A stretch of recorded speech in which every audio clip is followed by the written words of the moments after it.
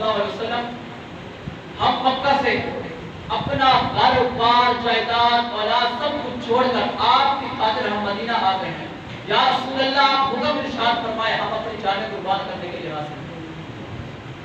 تو اسی طرح رسول اللہ صلی اللہ علیہ وسلم نے پھر انصار کی نمائندگی کرتے ہوئے حضرت مقداد رضی اللہ تعالی عنہ سے پوچھا، یہ تو مہاجرین تھے جو مکہ سے ہجرت کر کر آئے تھے، ان کے بارے میں حضرت ابوبکر صدیق، حضرت عمر فاروق رضی اللہ تعالی عنہ نے بیان کر دیا۔ حضرت مقداد رضی اللہ تعالی عنہ سے پوچھا کہ اگر جنگ ہو جائے تو تم میرا ساتھ ہوگے؟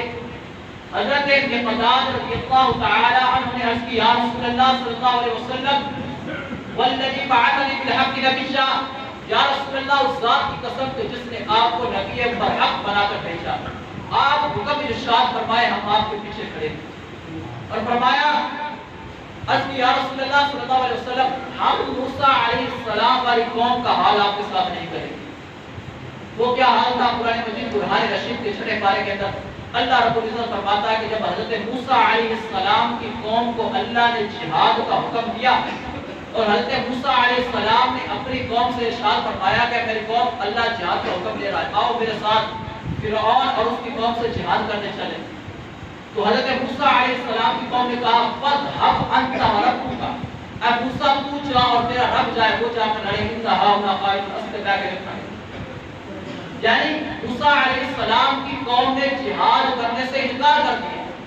اور آج وہی حال ہماری پوری امت مسلمہ کا بن چکا ہے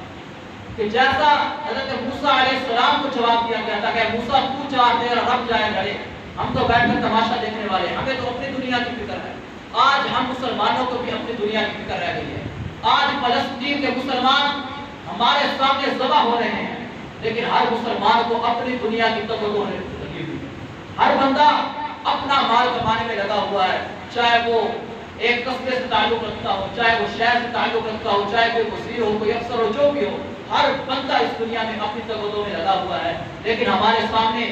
اب دیکھیں کہ ہم کو کس سے سنتے تھے کہ فرعون بچوں کو ذبح کرتا تھا، فرعون عورتوں کی عزتوں کو پامال کرتا تھا، فرعون قوم کو عذاب دیتا تھا، ہم یہ کس سے سنتے تھے، لیکن آج یہ سب کچھ ہماری آنکھوں کے سامنے ہو رہا ہے۔ ہم دیکھ رہے ہیں کہ ہمارے سامنے فلسطین کے ننھے منھے بچے شہید ہو رہے ہیں، ہم دیکھ رہے ہیں کہ ان کی عورتوں کی عزتوں کو پامال کیا جا رہا ہے، ہم دیکھ رہے ہیں کہ فلسطین کے مسلمانوں کو کس طرح بے دردی کے ساتھ شہید کیا جا رہا ہے، ہم سب کچھ دیکھ رہے ہیں، لیکن اس کے باوجود ہم کچھ نہیں کر رہے۔ تو یہ میں انشاءاللہ آگے بیان کروں گا کہ یہ کیا وجہ ہے کہ اس وجہ سے ہم یہ سب کچھ نہیں کر رہے ہیں۔ بہرحال حضرت مقداد رضی اللہ تعالی عنہ نے کہا، یا رسول اللہ ہم قوم موسیٰ والا حال آپ کے ساتھ نہیں کریں گے کہ جس طرح موسیٰ علیہ السلام کی قوم نے کہا تھا کہ آپ جائے، آپ کا رب جائے، ہم نہیں لڑیں گے۔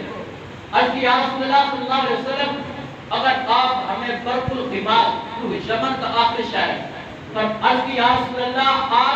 آپ اگر ہمیں برق الغمام تک جانے کا حکم دے، ہم آپ کے پیچھے حاضر ہیں۔ اس طرح حضرت سعد بن معاذ رضی اللہ تعالیٰ عنہ سے سرکار نے پوچھا، اے معاذ اگر جنگ کا حکم ہو جائے تو میرے ساتھ آؤ گے؟ حضرت معاذ رضی اللہ تعالیٰ عنہ نے عرض کیا، یا رسول اللہ صلی اللہ علیہ وسلم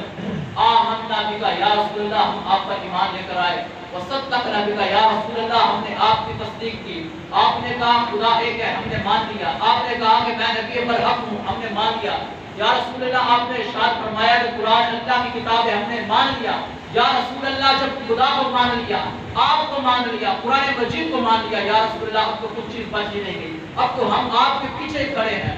آپ جس طرح حکم دیں گے ہم اس طرح حاضر ہو جائیں گے۔ اور فرمایا والذی نفسی بیدیہ، فرمایا اس ذات کی قسم کے جس کے قبضہ قدرت میں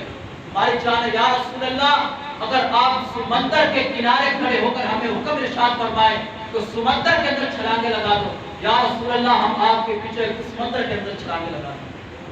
جو اسلام کا جذبہ تھا صحابہ کرام رضوان اللہ علیہم اجمعین کا، آپ دیکھیے کہ حضرت اسامہ رضی اللہ تعالی عنہ صحابی رسول ہیں، ان کے بیٹے حضرت سعد بن اسامہ، باپ بیٹا آپس میں لڑ رہے ہیں، باپ کہہ رہا ہے میں جنگ پہ جاؤں گا، حضرت اسامہ والد کہہ رہے ہیں میں جنگ پہ جاؤں گا، سرکار کی بارگاہ میں معاملہ حاصل ہوا، رسول اللہ صلی اللہ علیہ وسلم نے فرمایا کہ باپ بیٹا پورا دازی کا جو جس کا پورا نکل آیا وہ جنگ میں چلا جائے، تو بیٹے حضرت سعد بن اسامہ کا پورا نکلا، حضرت سعد بن اسامہ جنگ کے اندر گئے اور جا کر جامع شہادت نوش فرما لیا۔ یعنی وہ جذبہ